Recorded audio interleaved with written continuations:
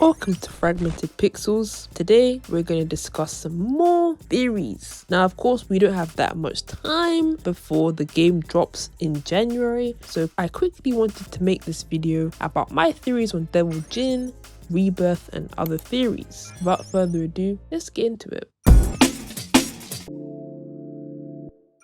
To start this discussion, I personally think we gotta go a bit further back. So if we think about Jin's arc in Tekken 4, big change and a huge turning point for the character. Now in that game, after Tekken 3's events, he could not stand the Mishima clan, and he still can't stand it, right? But he hated the Mishima family, he hated Kazuya, he hated Heihachi. If we want to rethink about it and go deep, Jin was in much ridder mode. I'm going to rid of the bloodline, the Mishima bloodline once and for all. And that's of course a win quote in Tekken 4. You win. The initial goal was to rid himself of that, but with that he would have nothing. He would technically be dead and he would have to suffer. So that kind of very dark stuff that Tekken 4 was about. We go from that in Tekken 4, tried to give the final blow to Heihachi, but didn't do it because Jun's presence was saying to Jin, don't do this. And of course he flew away.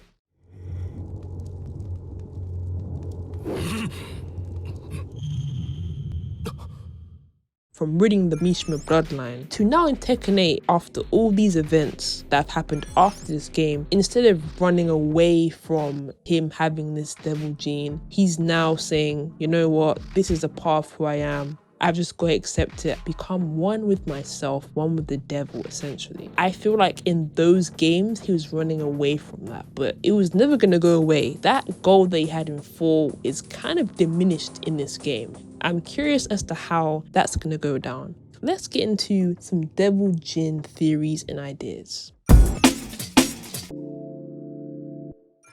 After a loss, Jin falls into the water. At first, you see this black, almost shadowy figure later revealed to be Devil Jin, out there to help him in the battle. At first, when I saw that trailer for the very first time, I was curious as to what the water represented, because it wasn't how water would be represented, right? You'd see bubbles or something form around it if someone's falling in the water at that kind of speed. And we constantly see that kind of imagery, be it in paintings. The water, in this case, represents his subconscious. And what blew me away with this scene in particular, with Devil Jin and Jin, when you see the fact that Devil Jin's exactly wearing what Jin's wearing, it clearly is that. And this moment in particular is probably an entry point for control of the host. The host, of course, being Jin. And that manifests in the fact that he's wearing the exact same thing as Jin. On top of that, we have the fallen angel imagery that we've seen before with Devil Jin. And I could go further and say that this could be an element of rebirth, because seeing as this is a new power that he's started to acquire, this event is perhaps a place of reawakening. Because of course, without Devil Jin being on his side, he's essentially nothing. That's his lifeline right there. The imagery is quite reminiscent of the Michelangelo painting called Creation of Adam, but more so warped. Both of their hands are meeting in this place of subconsciousness.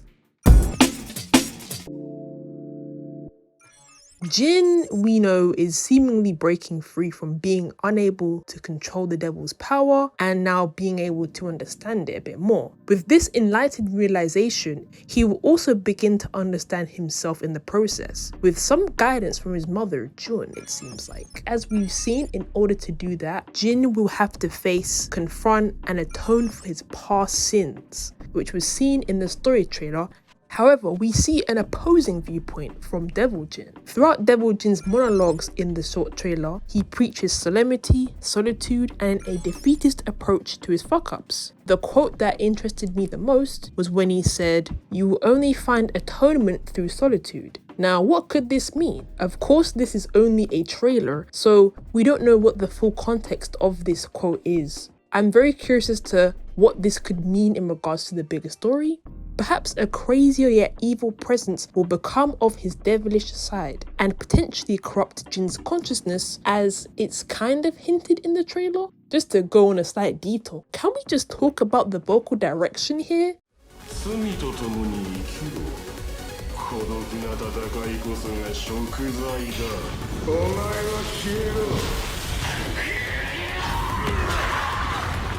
Devil Jin sounds more menacing and unhinged. When I heard this, I had a bit of chills, I can't lie. Devil Jin being the menacing character he's always been, but now he's even more expressive. Shouts to Ishin Chiba, he always delivers with Jin and Devil Jin. He is such a great voice actor when it comes to playing these characters. He really did that. I can't wait to hear more of Devil Jin's craziness in Tekken 8.